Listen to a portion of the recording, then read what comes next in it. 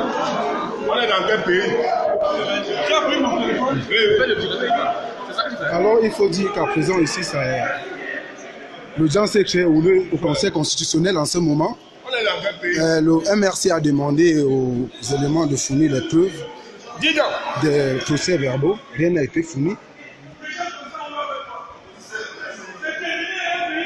Alors, on a sorti certains procès-verbaux qui n'étaient pas signés.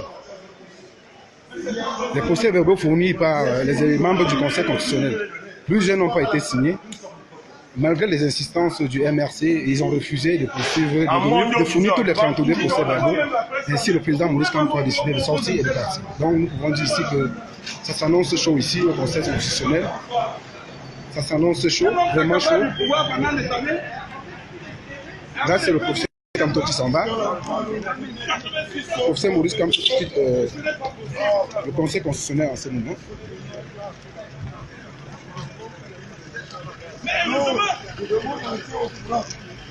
Là, c'est le professeur Maurice Kamto qui s'en va.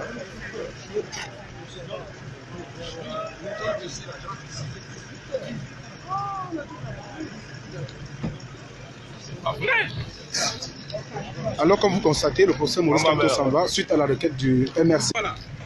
Comme vous pouvez constater, mais non, le professeur Maurice Kamto vient de aucun PV n'est signé. Avec Aucun PV n'est signé.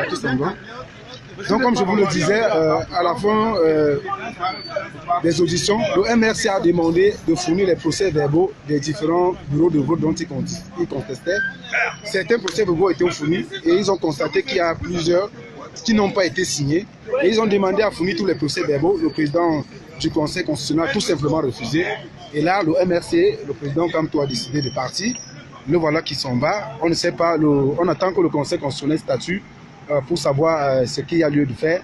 Donc plusieurs, je ne sais pas si nous pouvons prendre Paul-Éric King, le directeur de campagne du MRC, pour qu'il nous donne un mot. Monsieur le directeur de campagne, est-ce que vous pouvez donner un mot aux internautes pour résumer ce qui s'est passé au Conseil? Oui, nous venons de vivre une séance de sorcellerie. La sorcellerie en direct, et je suis sûr que les télévisions n'ont pas montré cette partie-là de ce qui vient de se passer à la Cour constitutionnelle. Vous voyez, l'un des membres de la Cour est revenu sur le problème d'hier et a apporté ce qu'il appelait quelques PV. Alors qu'il nous insulte depuis hier que nous sommes des tricheurs, et voilà les PV que lui-même vient de sortir, et qu'il appelle des PV originaux, aucun n'est signé. Et donc, Biya est en train d'aller être réélu dans ce pays avec tous les PV qui ne portent aucune signature. 32 PV qui portent sur pratiquement 1300 électeurs. À l'heure où je parle, 1 300 000 électeurs. 300 000 électeurs.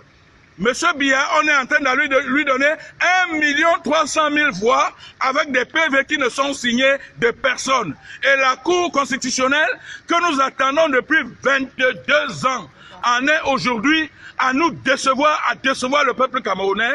Je suis choqué, je suis véritablement choqué pour mon pays. J'avais pensé que lorsque ce magistrat va sortir les PV, alors nous serons convaincus et on va nous rabattre les caquets. On n'a pas pu nous rabattre les caquets. Ils nous montrent des PV qui ne sont signés de personne et c'était à peine 6 PV. Sur les 32 que nous sommes en train d'attendre, même ces propres 6 PV ne sont pas signés, alors qu'on en attend 32. Les 26 autres, on ne sait pas où est-ce que c'est passé, mais on veut faire passer M. Paul Biya. On veut le faire passer de manière obligatoire avec des PV qui ne sont pas signés. Nous sommes véritables. Je suis très déçu. Alors quelle est la suite, M. Paul-Éric King? Non, la suite, c'est que nous ne reconnaîtrons jamais la victoire de M. Paul Biya. Le Cameroun souffre, les Camerounais souffrent. Il faut que ce monsieur aille se reposer. Nous sommes fatigués. On est fatigués de M. Paul Biya. Qu'ils nous sortent ces PV. Tant qu'ils ne nous sortiront pas ces PV, nous n'allons jamais reconnaître la victoire de M. Biya. Et alors, le Cameroun nous appartient. Le peuple camerounais revendiquera sa victoire. Monsieur, avant de partir, une dernière question. On se souvient tout à l'heure, un avocat, je pense, de l'ECAM, ou bien du RDPC vous accusait d'avoir contesté les résultats sans vous baser sur aucun élément. Mais on se rend par la suite que mais vous vous rendez compte revendiquez vous avez maintenant vu que les procès-verbaux que nous revendiquons depuis hier, le monsieur a lui-même et délibérément, parce que Dieu est très fort, délibérément, lui-même a ressorti ses procès-verbaux. Et ces procès-verbaux montrent qu'il n'y a aucune signature. Et je vous dis que la comptabilité des 32 PV donne exactement 1 327 000 voix qu'on est en train d'aller donner à M. Biya. M. Biya, on lui donne 1 300 000 quelque chose de voix, c'est beaucoup. Ça, 1 million de voix, c'est suffisant pour faire basculer complètement une élection. Et personne ne peut accepter ça. Que M. Biya sache aujourd'hui, et lui et son gouvernement, et toute sa police et son armée, que nous dirons non à son élection. Moi, Paul-Henri Kinge, je dirai non à son élection jusqu'à la fin de mes jours. Merci infiniment, M. Paul-Henri Kinge.